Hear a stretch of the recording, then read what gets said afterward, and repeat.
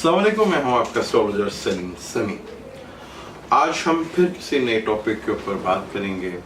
आज हम सिर्फ एस्ट्रोलॉजी के ऊपर बात करेंगे कि एस्ट्रोलॉजी में चार्ट्स को कैसे देखा जाता है और डीपली चार्ट्स को कैसे देखा जाता है। मेन चार्ट जो हमारा होता है उसको D1 कहते हैं, और D1 के बाद अगर D1 में स्टार ख़राब हैं तो उसको हम बाकी जो डी चार्ट हैं उनमें कैसे देखते हैं। आज हम पहले नवांशा की बात करेंगे, जिसको D9 भी कहा जाता है।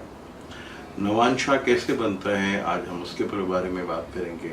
उसको देखने का तरीका कैसे है कि हर ज़ोडिक में नवांशा जो है वो कैसे देखा जाता है। जो मेन कुंडली होती है वो 12 घरों के ऊपर ही होती है।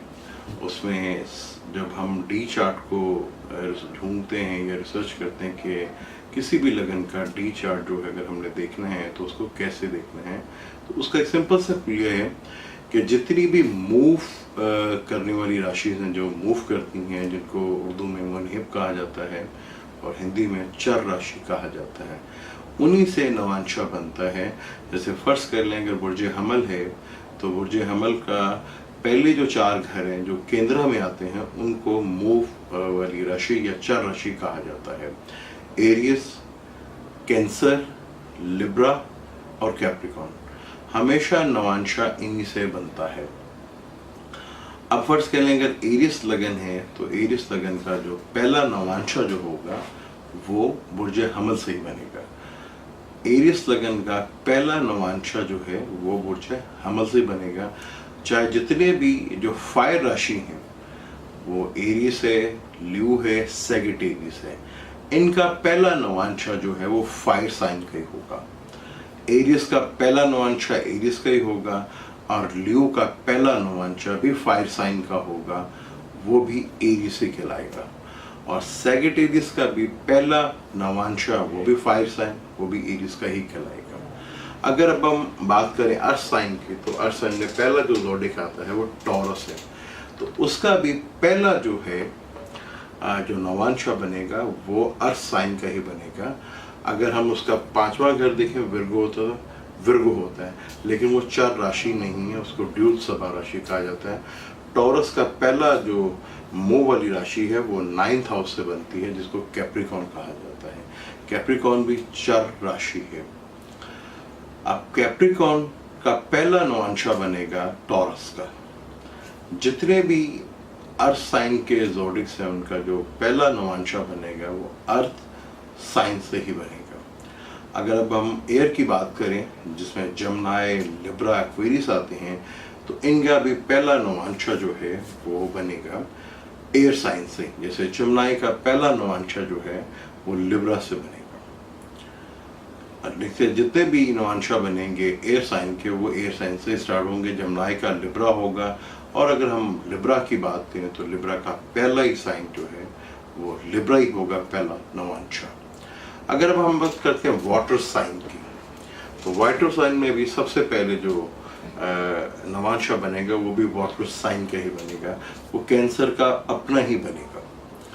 कैंसर जो है पहला नवांशा होगा कैंसर का ही। और इसी तरह अगर हम वाटर साइन स्कॉर्पियो की बात करें तो उसका भी पहला जो नवांशा बनेगा वो भी कैंसर होगा। और पाइसेस का भी जो है पहला नवांशा जो है वो कैंसर का ही होगा। इसके बाद वो 3-20 घर की डिग्री ली जाती है और 30 डिग्रियाँ इस तरह पूरी हो जाती हैं तो 9 घर तक जो है ये नवांशा होता है। इसको D9 चार्ट कहते हैं। D9 की बड़ी इंपॉर्टेंस है, ख़ासतौर पर इसको हम शादी के लिए देखते हैं। शादीशुदा ज़िंदगी आगे कैसी रहेगी वो हम D9 चार्ट से ही ज़्यादा देखते हैं। जब आपकी शादी हो जाती है तो उसको बेहतर है देखने के लिए D9 चार्ट पर अगर स्टडी की जाए तो उससे ज़्यादा फ़ायदे मिलते हैं। अब D9 चार्ट में अगर कोई आपका D1 में कुछ स्टार्स ख़राब है और वो D9 में अच्छा है तो उसी तरह हम स्टार को अच्छा कहेंगे। अगर वो D9 में अच्छा बैठा हुआ है और D9 में अच्छा नहीं बैठा तो हम उसको बुरा कहते हैं। इसी तरह अगर D1 में कोई स्टार बुरा बैठा हुआ है और D9 में स्टार अच्छा बैठा हुआ है तो हम उसको अच्छा मानते हैं। उसकी दिशाओं को देख के फिर हम कैलकुलेट करते हैं कि जब दिशा आएगी तो वो कैसे असर देगी, तो वो हमको बताता है कि ये स्टार अच्छा है या बुरा। अब अगर हम D9 बनाते हैं, फ़र्ज़ करें बुर्ज हमल का अगर हम D9 बनाते हैं और उसके लगन की डिग्रियां भी जो हैं वो 3-20 ही हैं, तो ये कह लें कि पहला नवांशा जो है वो बुर्ज हमल का ही बनेगा।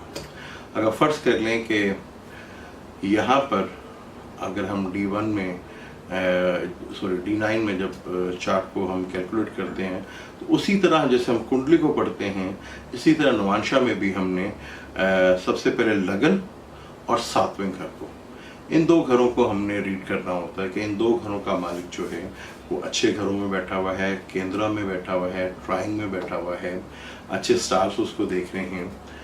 इसी तरह 7वें घर को भी देखा जाता है कि वो कहाँ बैठा हुआ है, अच्छे घरों में बैठा हुआ है, अच्छे स्टार उसको देख रहे हैं कि 6, 8, 12 में तो नहीं है, या कोई बुरे स्टार की उसके ऊपर नजरियात तो नहीं पड़ रही या नज़र तो नहीं पड़ रही। इसी तरह उसको कैलकुलेट किया जाता है। अब फ़र्ज़ कर लें कि अगर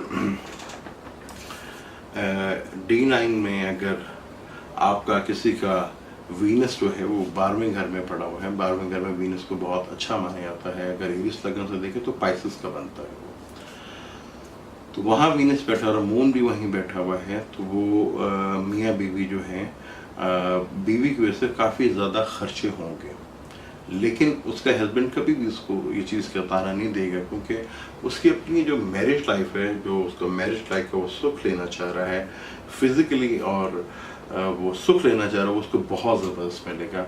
वो अपनी बीवी पे जितना मर्जी खर्चा हो, जब वो कभी भी उसके ऊपर टेंशन या डिप्रेशन ये नहीं कहे कि बहुत ज़्यादा खर्चा आपने के बाद, ये क्योंकि उसकी जो मैरिज लाइफ की डिज़ायर है वो बहुत अच्छी तरीके से पूरी होगी और वो बहुत अच्छी लाइफ को जिएंगे। अगर फर्स्ट करें मून 6 या 8 में बैठा और वीनस 12वें घर में बैठा हुआ है, तो फिजिकली तो बहुत ज़्यादा अच्छे होंगे, लेकिन मेंटली तौर पर मियाँ हमेशा ही कहता रहेगा कि मेरी बीवी बहुत ज़्यादा खर्चे करवाती है, या टेंशन और डिप्रेशन में रहेगा। वो इसी वजह से टेंशन और डिप्रेशन में रहेगा, यार मेरी बेगम जो है वो बड़ी फजूल खर्च है, पैसे को जोड़ती नहीं है, और टेंशन और मेंटली तौर पर वो काफ़ी डिस्टर्ब रहेगा। इसी तरह हम सब चार्ट को पढ़ते हैं, इसमें पुष्कर नवांशा भी होता है। तो आज हम पुष्कर नवांशा की बात करेंगे, फिर आगे पुष्कर भाग भी होते हैं, वहाँ पे भी बात करेंगे।